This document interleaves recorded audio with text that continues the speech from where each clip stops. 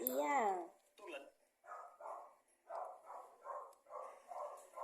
Từ xưa đến nay, thần không đến vua, Từ mi chay phụng dị không thể không đến. Dương Triều Mã Hán chưa Long Triệu Hổ, giải Long Bào lên công đường.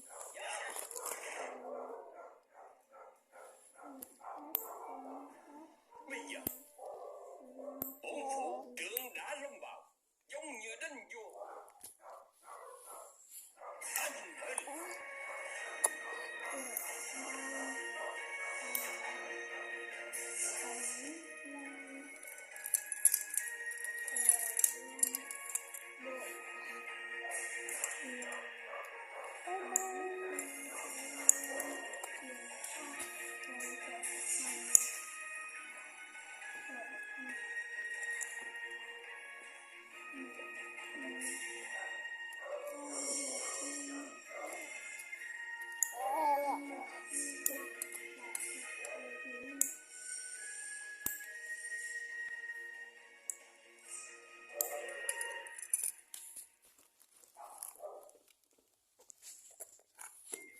Sao nó cái gì nữa? Em rằng vừa rồi gặp phải đến mùi trưởng hình.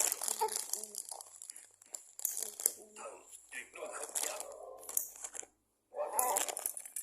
Bạch Ngọc Đường nhất thời mà động. Bây giờ hắn đã đoán công chủ rồi.